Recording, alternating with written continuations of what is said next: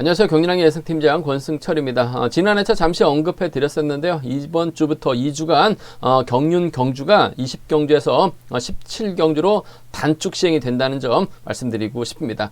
선발급 5경주에서 3경주로 단축이 되었고요. 우수급 6경주는 동일합니다. 특성급은 4경주에서 3경주로 단축된 모습을 보여주고 있습니다. 아무래도 코로나 확산으로 인해서 경륜 선수들도 코로나에 걸린 선수들이 많은 것 같습니다. 정확한 숫자는 아닙니다만 지난주까지 50명이 넘는 선수들이 코로나에 걸려서 훈련을 하지 못한다는 소식을 어깨너머로 들을 수가 있었습니다. 대략 한 10% 정도가 될 것 같은데요. 경륜 선수 특성상 지금은 더 많은 숫자가 코로나에 걸릴 수도 있다는 점, 이 점 때문에 경주수 영향을 준 것 같다는 점 말씀드릴 수가 있겠습니다. 선수들이 입소를 하게 되면 출전 선수 상담이라는 걸 하고 출전 선수 상담 내용이 홈페이지에 올라오게 됩니다. 그 내용을 경륜왕도 자세하게 기재를 하고 있는데요. 선수들의 훈련 상태를 알 수 있기 때문에 중요한 자료입니다. 하지만 어떻게 보면 무심코 흘려보낼 수 있는 자료도 인 것 같습니다. 최근 코로나 여파로 인해서 코로나 치료 출전하는 선수들을 종종 볼 수가 있습니다. 참고상이라는 곳인데요. 이번 주 이용구가 2월 2일 날 코로나 확진 후 회복 중이라고 기재가 되어 있습니다. 정성훈도 2월 23일 날 코로나 확진 후 회복 중이라고 기재가 되었는데요. 정성훈은 인지도가 약해서 경주에 영향을 미칠 정도는 아닙니다. 하지만 이용구는 이야기가 다르기 때문에 금요 경주 유심히 이용구의 몸 상태, 컨디션 상태 살펴봐야 된다는 점 말씀드리고 싶습니다. 지난 한차 1호 경주 많은 이변이 발생됐습니다. 특히 지방 경주에서 많은 이변이 발생됐었는데요. 광명 경주도 못지 않았습니다. 개인적으로 좀 아쉬웠던 경주도 있었습니다. 바로 광명 특성급 12경주였었는데요. 김연경이 불안하기 때문에 방송에서 홍희철을 중심으로 공략해 봤습니다. 홍희철을 중심으로 김준이라고 이성민을 공략해 했었는데요.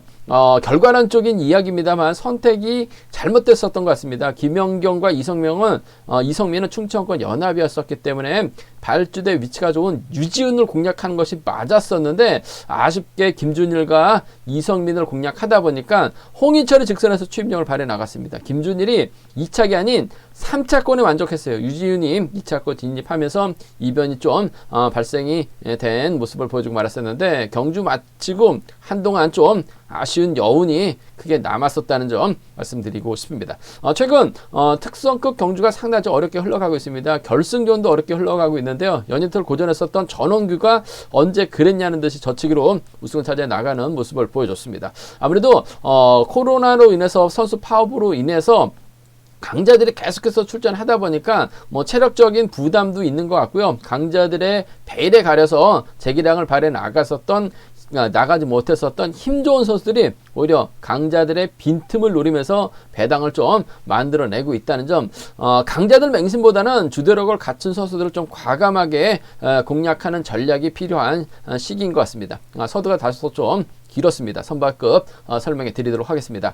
선발급 1경주는 정창권이 분명 유리합니다. 하지만 지난해 차이에서 연타 출전이고 지난해 또 잠시 언급해 드렸습니다만 3.86기어를 사용하고 있습니다. 초반 시속은 좋을지 몰라도 막판 종속에서는 3.92기어 사용을 하고 있는 선수들에게 직선에서 잡힐 가능성이 상당히 높다는 점에서 배당 가능성 충분히 염두에 두셔야 된다는 점, 배당이 만들어질 수도 있는 편성이 짜여졌다는 점 말씀드리고 싶습니다. 과면 선발급 2경주는 강자 피한 윤영수가 유리해 보입니다. 과거 워커힐 팀이죠. 지금은 서울 A팀으로 훈련 팀명이 변경이 됐습니다만 임지춘과 연합을 펼쳐 나갈 수 있을 것 같습니다. 변수라면 임지춘도 컨디션이 살아나고 있기 때문에 윤영수와 탑이 아닌 정면 대결 펼쳐 나갈 수 있다는 점은 생각해 볼 수 있다는 점 말씀드릴 수가 있겠고요. 광명 선발급 3경주는 작년 6월 이후 첫 출전하고 있는 박유찬을 과연 믿을 수 있느냐가 관건인 것 같습니다. 공백기로 인해서 경주감이 떨어질 수밖에 없기 때문에 오히려 주도력을 발휘해 나갈 수 있는 이주아라든지 이를 활용해 나가면서 직선 취입 기회 노릴 수 있는 임세훈의 전략적인 협공이 아무래도 경제 중심이라는 점, 우선이 되어야 된다는 점 말씀드리고 싶습니다. 그럼 광명 선발급 1경주부터 본격적으로 설명해 드리도록 하겠습니다.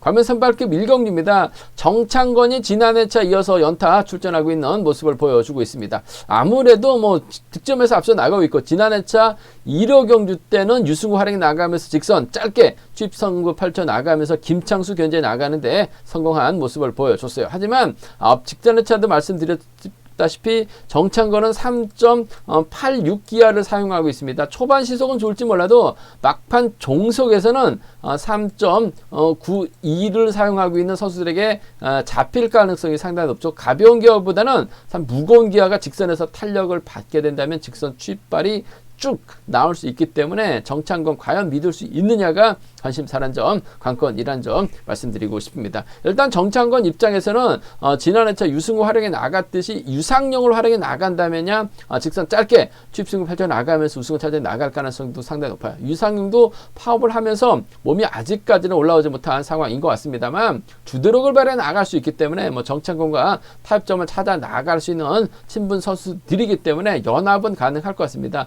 3번이 먼저 힘을 쓸 것 같아요. 이를 정창건이 활용해 나가면서 직선 짧게 수입해 나가는 작전 펼쳐 나간다면 7번과 2번의 전략적인 연합 경제 중심으로 가져가 볼 수 있을 것 같습니다. 7번과 3번이죠. 7번 3번 주력 승부로 적고 공략해 보자는 점 말씀드릴 수가 있겠고, 이상준이 변수가 같습니다. 직전의 차 직선에서 취입 승부 펼쳐 나가면서 결승까지 올라간 모습을 보여줬어요. 뭐 결승에서는 이상준이 할 수 있는 작전이 없어서 아쉬움을 남겼습니다만 직선 취입발은 상당히 좋습니다. 더군다나 유상용하고 이상준이 11기 동기생이기 때문에 유상용 자리 잡고 이상준이 자리 잡았을 때 정창건이 유상용 활약에 나가기 위해서 이 가운데로 끼어들 가능성 배제할 수 없죠. 그러면 3번, 7번, 2번으로 자리를 잡을 수가 있을 것 같은데, 유상용도 간을 보면 아무래도 정창건도 활용해 나가기보다 오히려 힘을 쓰려고 할 가능성이 상당히 높아요. 오히려 이상준이 직선에서 취입발을 살려 나갈 가능성도 상당히 높죠. 오히려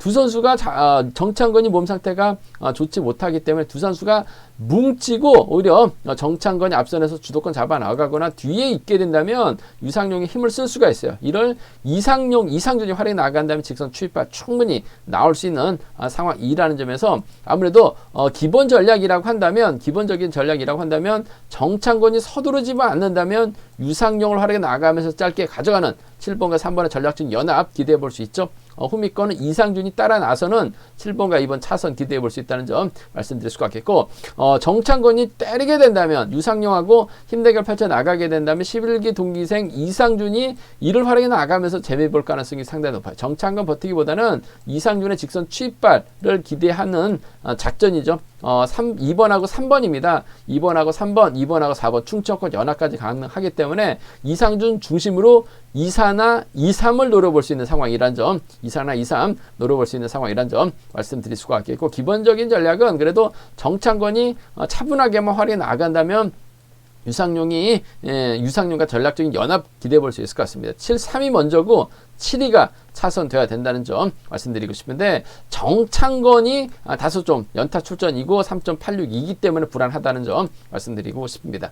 관매 선발급 이경주는 강자 피한 편성을 배정받은 윤영수가 인정받는 경주가 될 가능성이 상당히 높을 것 같습니다. 협공 세력이 광명, 청평, 일산이 있어요. 연대 세력이 상당히 많기 때문에 유리한 입장에서 견제를 펼쳐 나갈 가능성이 상당히 높을 것 같습니다. 유지연과 연합도 가능할 것 같습니다만 아무래도 임재춘과 타협점을 찾아 나갈 가능성이 상당히 높죠.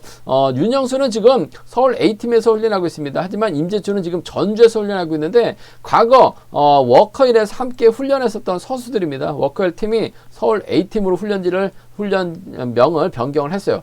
그 당시 워커힐 팀이었을 때 임재춘이 전주를 내려갔습니다. 팀명을 변경하고 나서는 아무래도 임재춘이 전주에서 훈련하고 있는 상황이라는 점 말씀드리고 싶은데, 일단 과거 함께 훈련했던 선후배요. 더군다나 임재춘도 최근 들어서 적극적인 승부를 펼쳐 나가고 있기 때문에 임재춘이 먼저 주도권 잡아 나가고 윤영수가 활약해 나가면서 직선 짧게 가져가는, 윤영수가 오히려 임재춘을 챙겨주는 작전도 가능할 것 같습니다. 2번하고 4번 전략적인 연합이에요. 2번하고 2번과 4번의 전략적인 연합 쪽에 이번 편성 우선에 봐달라는 말씀 전해드릴 수가 있겠고, 윤영수가 임재춘을 뒤에다 붙이게 된다면 유지연을 활용해 나가면서 작전 펼쳐 나갈 가능성이 상당히 높죠. 유지연이 때리고 윤영수가 몰고 와서 짧게 가져가는, 유지연도 상황에 따라서 선행도 가능하고 마크도 가능해요. 그 점 때문에 2번과 3번의 전략적 연합 기대해 볼 수 있는, 공략해 볼 수 있는 상황이라는 점 말씀드리고 싶습니다. 2번하고 4번입니다. 2번하고 3번이요. 두 차권 중에서는 2번과 4번 쪽에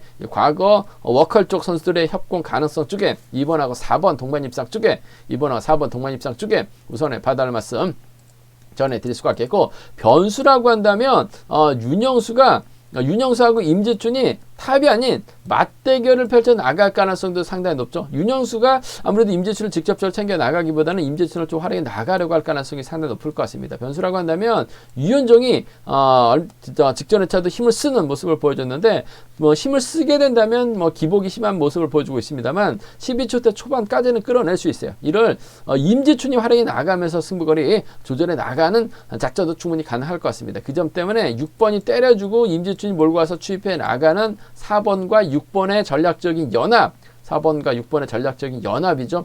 윤영수가 엄재천을 챙겨주려고 하게 된다면 유지현이 힘을 쓰고 임재춘이 몰고 와서 짧게 따는 경주도 가능할 것 같습니다. 그 점 때문에 윤영수가 고전하게 된다면 임재춘을 중심으로 유현정이라든지 유지현을 공략해 볼 수 있다는 점 말씀드리고 싶은데, 편성 자체가 윤영수가 간만에 이런 편성 배정 받았어요. 윤영수 입장에서 이런 편성 배정받기 상당히 어렵습니다. 그 점 때문에 임재춘을 적극 활용해 나가거나 유지현과 전략적인 타협점을 찾아 나갈 가능성이 상당히 높아요. 이 중에서도 임재춘 쪽에 우선의 봐달라는 말씀 전해드리고 싶습니다.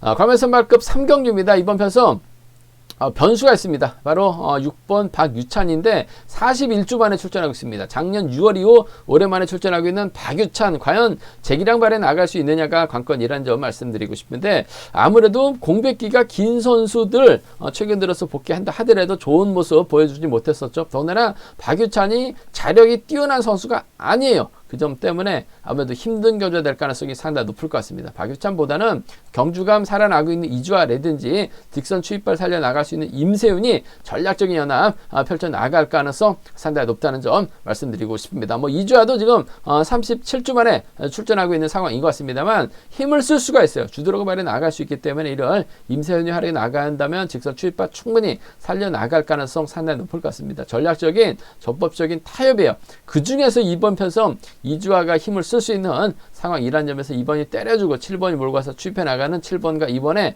전략적인 타협입니다. 7번하고 2번, 7번과 2번의 전략적인 타협 쪽에 우선의 봐달라는 말씀 전해드릴 수가 있겠고, 박유찬은 일단 이주아하고 전략적인 연합 펼쳐 나갈 가능성이 상당히 높죠. 하남하고 8당권이었습니다.